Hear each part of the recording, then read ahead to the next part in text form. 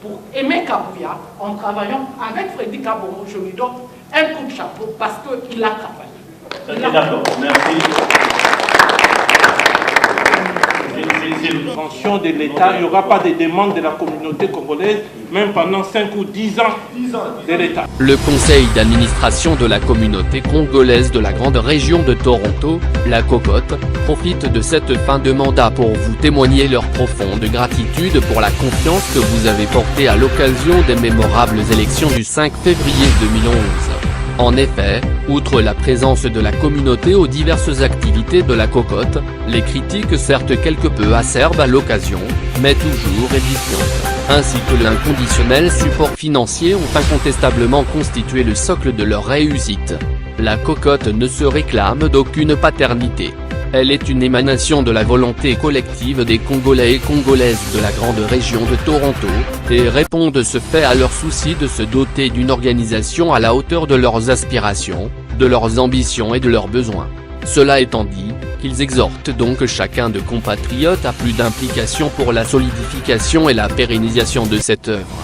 Créée le 3 juillet 2010, la Cocotte est une association communautaire sans but lucratif, laïque et apolitique, rassemblant les ressortissants de la République démocratique du Congo, résidant dans la grande région de Toronto.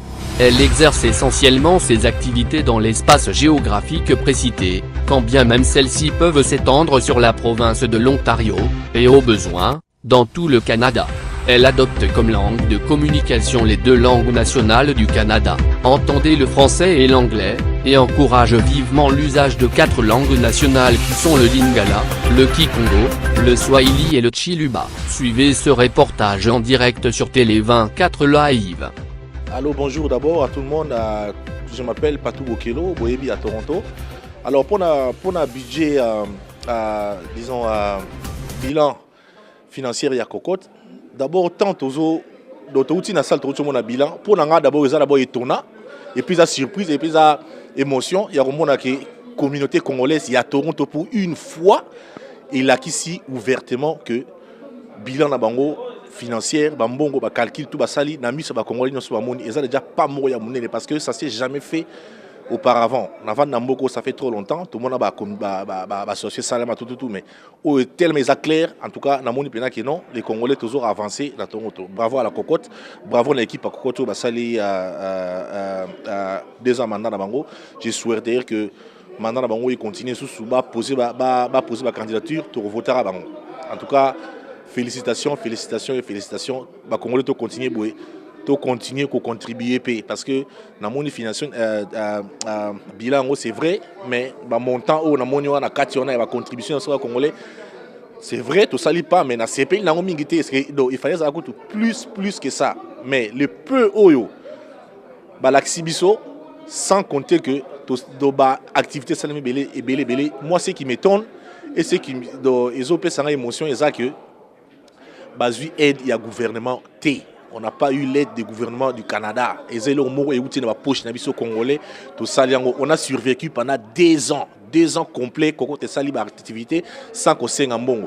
Alors auparavant tu as dit que tout le monde qui m'a bagarre parce que association salami 3 semaines après ben 5 000 babundi. En tout cas Cocotte on souhaite pas ça. Merci beaucoup. Alors bonjour d'abord à tout le monde. Je m'appelle Patou Bokelo, Boyebi à Toronto. Alors bonjour à tout le monde. Je m'appelle Patou Bokelo. Je sais que vous me connaissez. Je suis de Toronto.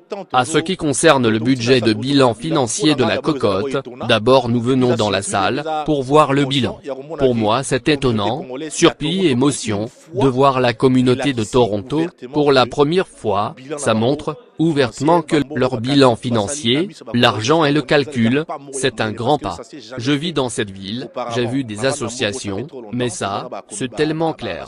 Congolais, je vois que nous avançons à Toronto.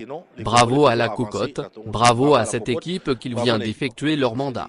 Je souhaiterais que leur mandat continue, qu'ils posent encore leur candidature. En tout cas, félicitations. Congolais continuer Nous allons les voter. Félicitations, Congolais, continuons comme ça, et contribuez aussi. J'ai vu le bilan, mais c'est vrai, aussi les montants des contributions. Je ne suis pas heureux. Il fallait que ça puisse être plus que ça. Ils nous ont montré le bilan. Mais moi, ce qui m'étonne, ils n'ont rien reçu comme aide du gouvernement du Canada.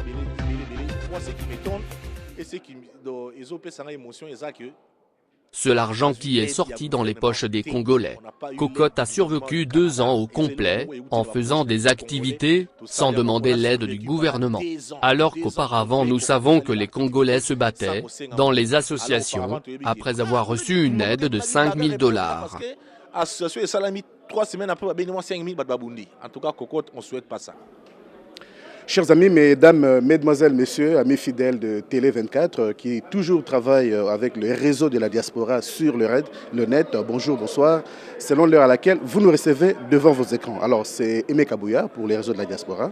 Nous vous présentons cette introduction pour vous parler justement de la tenue d'une rencontre communautaire des Congolais de Toronto qui s'est passée aujourd'hui, un samedi. Alors, à cette rencontre, il était question de prendre rapport, n'est-ce pas, des activités de l'organisation pour la période de 2 ans. La rencontre était suffisamment surchargée, mais les participants ont eu à traiter, entre autres, de rapports d'activité, rapports financiers, la mise en place des commissions devant mettre en œuvre certaines procédures, dont l'élection des prochains administrateurs dans l'organisation. Alors, pour le reste, les réseaux de la diaspora présentera une émission spéciale à ces propos que vous suivrez également sur la Télé 24, bientôt sur la toile. Alors pour le moment, nous vous remercions et nous vous demandons de rester fidèles comme d'habitude. À bientôt. Donc, le Gabo est salamana à Toronto. Donc, la Toza s'appelle Makasi. Dans le mandat, il y a la communauté de Kagikala. Tout le monde va bilan mongo est raté. Donc, nous avons fait ça sur Makasi va continuer. Et ou bien comité Roya Sima et ça sous Moussala qui toko. Collègues et ça mais la Toronto est allé comme Boka pour bilan Gabo est raté. Et tigala aux raté, bah sang sabiso boye. Tout le monde a reçu boye, tout le monde a bilan boye, bah chiffre tout le monde est raté.